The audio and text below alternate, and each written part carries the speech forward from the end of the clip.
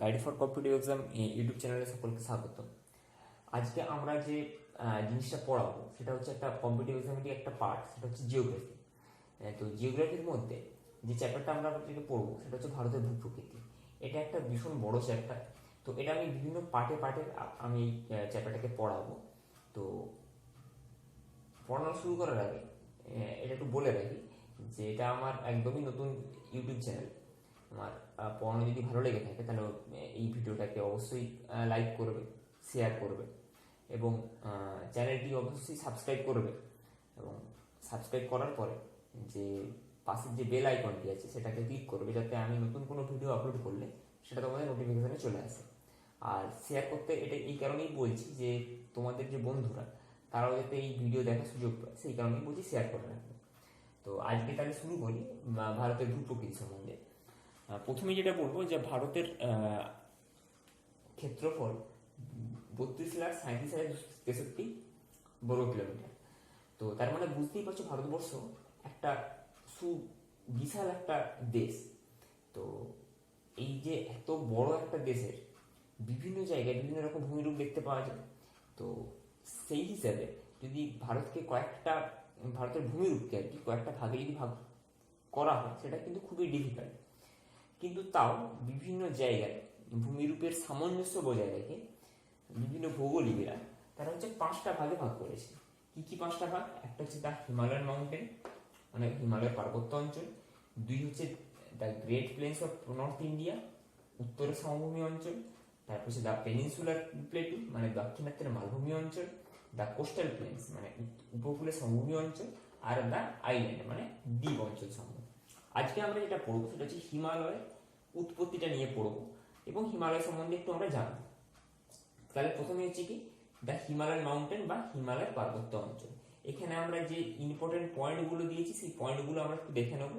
আর বারবার বলছি যে যাদের কাছে মানে 9-10 বই থাকবে এবং কম্পিটিটিভ যদি ভূগোলের বই থাকে তারাই কিন্তু এই সুবিধাটা পাবে বা বুঝতে পারবে, কারণ আমি এখানে কোনো নোট প্রোভাইড করছি না। আমি কেবলমাত্র ইম্পর্টেন্ট পয়েন্টগুলো বলে দেবো এবং ডিসকাস করে দেবো চ্যাপ্টারটা সম্বন্ধে, কিন্তু তোমাদেরকে বই পড়তে হবে। তো ফার্স্টে যে পয়েন্টটা দেওয়া আছে নবীনতম ভঙ্গির পর্বত।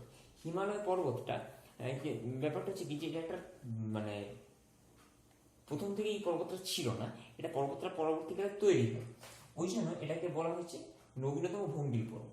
আচ্ছা, এই যে মানে পয়েন্টগুলো ডিসকাস করার আগে তোমাদেরকে কয়েকটা জিনিস আমি বলে দিই যে হিমালয় পর্বতটা কি সেটা সম্বন্ধে একটু জানা দরকার।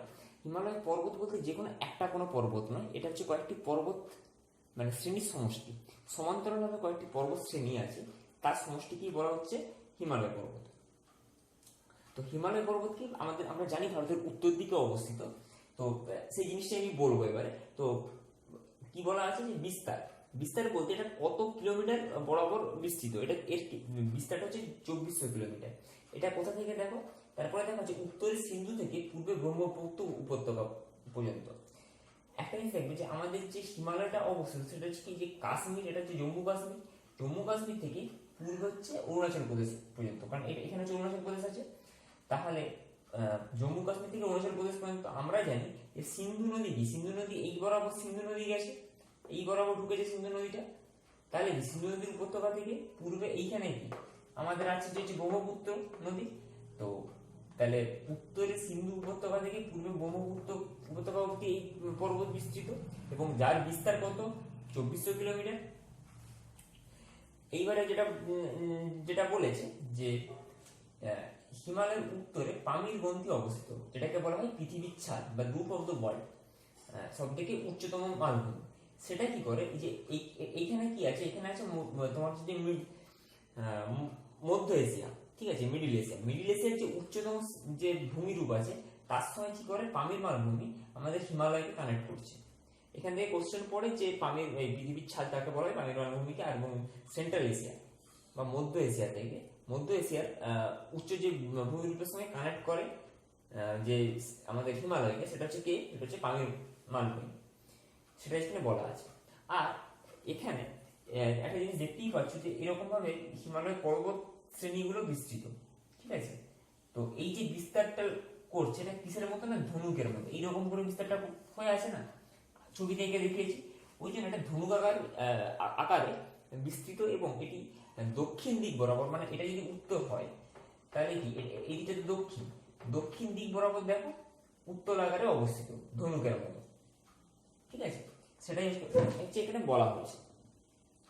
এইবারে আমরা যেটা পড়বো সেটা হচ্ছে যে হিমালয় কতগুলো ভাগ, হিমালয়কে তিনটে ভাগে ভাগ করা যায়। তিনটে ভাগ কি কি দেখো, এইখানে ছবিতে যদি না বুঝতে পারো তবে ওখানটা বলে দেবো। এইরকম করে হিমালয়টা বিস্তৃত। তো একদম যে দক্ষিণে যে পাটটা আছে সেটাকে বলা হচ্ছে শিবালিক। ঠিক আছে, আচ্ছা, তারপরে যেটা যেটা আছে সেটা হচ্ছে এই পাটটা হচ্ছে মিডিল হিমালয়। ঠিক আছে, তার উপরে যেটা আছে সেটাকে বলা হয় সেন্ট্রাল হিমালয়। এইরকম কতগুলো পর্বত শ্রেণীর সমান্তরাল শ্রেণীর সমষ্টি হচ্ছে হিমালয় পর্বতমালা। তো দেখো, আচ্ছা, এর পরও একটা পার্ট থাকে যেটা হচ্ছে কি এরও সেন্ট্রালেরও উত্তরে, সেটাকে বলা হয় কি ট্রান্স হিমালয়। কিন্তু আমরা প্রধানত এই তিনটেকে নিয়ে জানবো, তিনটে ভাগ। ট্রান্স হিমালয়টা ভারতবর্ষের বেশিরভাগটাই ভারতবর্ষের বাইরে থাকে। তো এইখানে দেখো সেটাই আঁকা আছে। এই যে একদম উত্তরে যেটা একদম আছে, যেটা হচ্ছে ভারতবর্ষের কিছুটা অংশ আছে, নাহলে পুরোটাই বাইরে, সেটা হচ্ছে ট্রান্স হিমালয়। তারপরে দেখো এই যে এইখান থেকে যেটা আছে সেটা হচ্ছে সেন্ট্রাল হিমালয়। আচ্ছা, তারপরে কি এইখানে যেটা আছে সেটা হচ্ছে মিডিল হিমালয়, আর হচ্ছে একদম দক্ষিণ হচ্ছে শিবালিক। এটা যদি তোমরা বইতে দেখো, তোমরা বইতে স্পষ্টভাবে বুঝতে পেরে যাবে। তো এই যে আমি যে পার্ট পড়লাম বা ভাগ বললাম, এই তিনটে পার্ট কিন্তু একসঙ্গে তৈরি হয়নি, আস্তে আস্তে ধীরে ধীরে কিন্তু তৈরি হয়েছে। তো সবার প্রথম যেটা তৈরি হয়েছে সেটা হচ্ছে যে সেন্ট্রাল হিমালয়। সেন্ট্রাল হিমালয়টা কখন এবং কোন যুগে তৈরি হয়েছে? সেন্ট্রাল হিমালয়টা তৈরি হয়েছে ইকোসিন যুগে, 65 থেকে 60 মিলিয়ন বছর আগে। আচ্ছা, তারপরে কি মিডিল হিমালয়, মানে এরপরেই আছে মিডিল হিমালয়।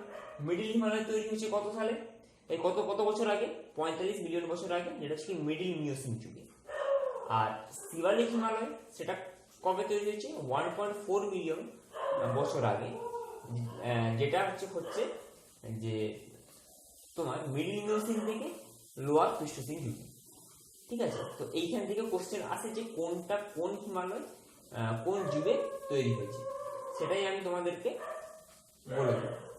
এইবারে আমি যেটা পড়াবো যে হিমালয় মানে কিভাবে উৎপত্তি হয়েছে। তো হিমালয়ের যে উৎপত্তি হয়েছে সেটা আমি একটা ফটোর মাধ্যমে দেখাবো এবং তোমাদেরকে ডিসকাস করে দেবো জিনিসটা কি বলেছে। তো ফার্স্ট যেটা বলবো, এইটা আমি মুছে দিচ্ছি, পয়েন্টগুলো তোমরা তুলে নেবে, তুলে নেওয়ার পরে বই তোমাদেরকে পড়তে হবে, তাহলে কিন্তু চ্যাপ্টারটা পুরোপুরি ক্লিয়ার হবে।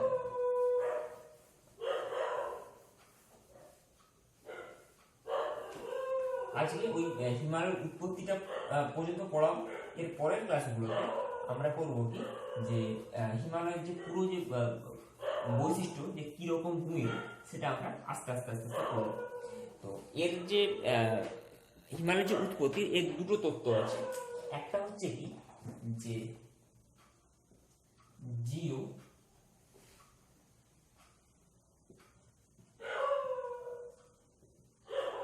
জিওসিনক্লাইন থিওরি।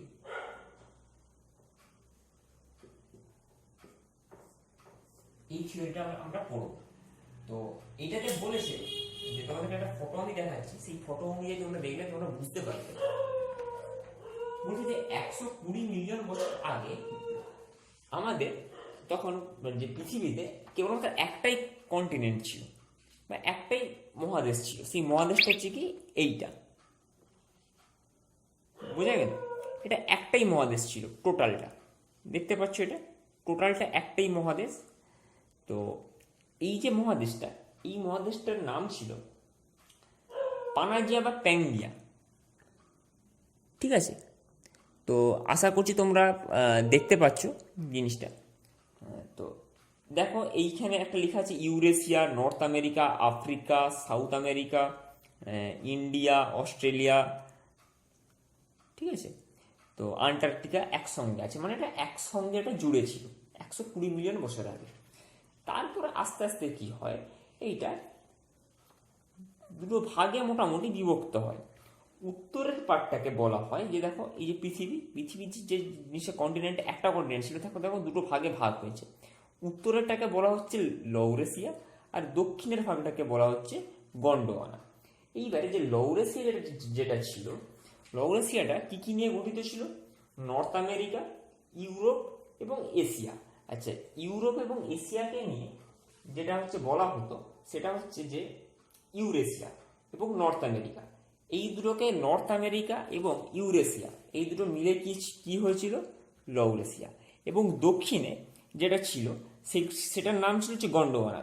গন্ডোয়ানা ল্যান্ড কি কি নিয়ে গঠিত?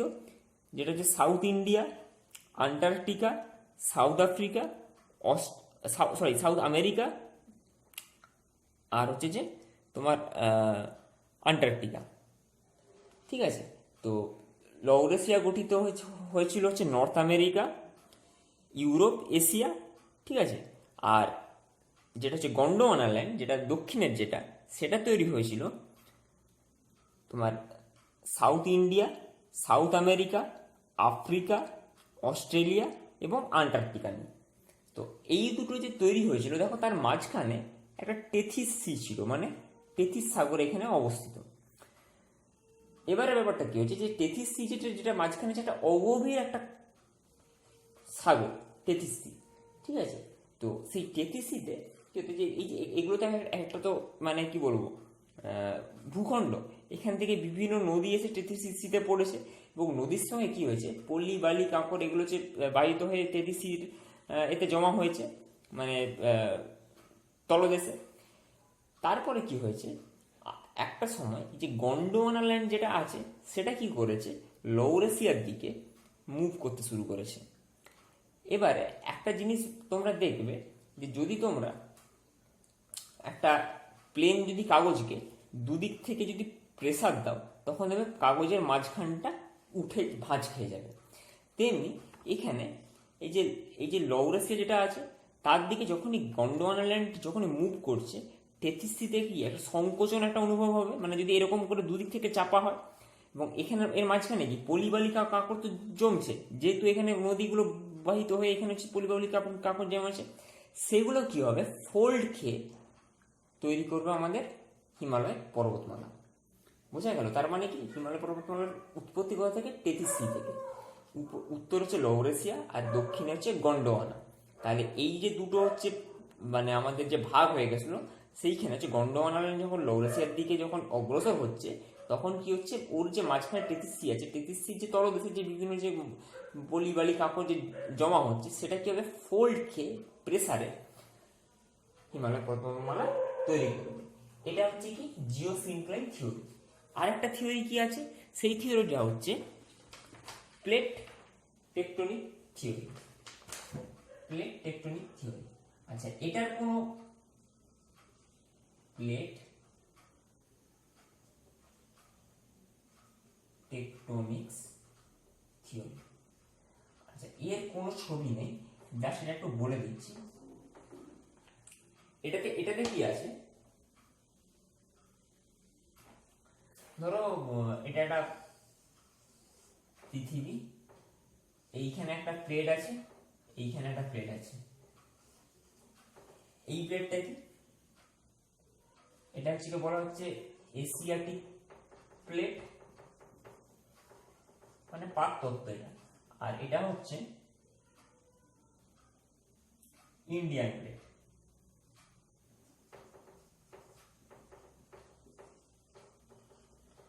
এর মাঝখানে কি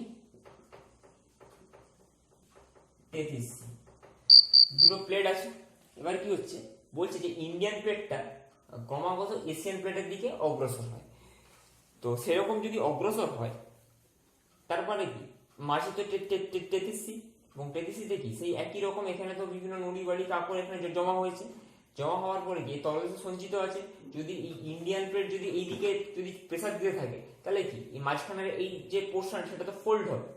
যেমন আগের বললাম ঠিক একই রকম ভাবে যখনই ইন্ডিয়ান প্লেটটা এশিয়াটিক প্লেটের দিকে যখন অগ্রসর হবে, তখন কি এখানে প্রেসার ক্রিয়েট হবে, তা সংকুচিত হবে। সংকুচিত হলে কি হবে, ফোল্ড খেয়ে ওটা জিনিসটা এরকম ভাবে ফোল্ড খেয়ে এরকম পর্বতের সৃষ্টি হবে।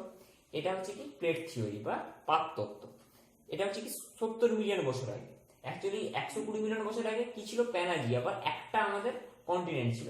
তারপরে কিন্তু তখন কিন্তু তৈরি হয়নি, তারপরে অ্যাকচুয়ালি 70 মিলিয়ন বছর আগে হিমালয়টা মানে হিমালয় পর্বতমালার সৃষ্টি শুরু হয়। সেটা কিন্তু ওই 70 মিলিয়ন বছর আগে একবারই কিন্তু তৈরি হয়ে যায়নি, ধীরে ধীরে ধীরে ধীরে তৈরি হয়।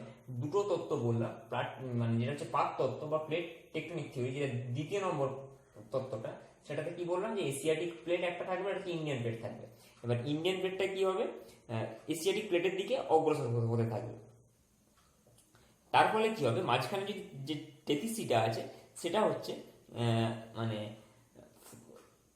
চাপে ক্রমাগত প্রেসারে তার যে তলদেশে যে সঞ্চিত যে বিভিন্ন যে নুড়ি বালি কাঁকড়, সেগুলো কি হবে, ফোল্ড খেয়ে আমাদের হিমালয় পর্বতমালা তৈরি করবে। আজকের ভিডিওটা এই অবধি থাকলো।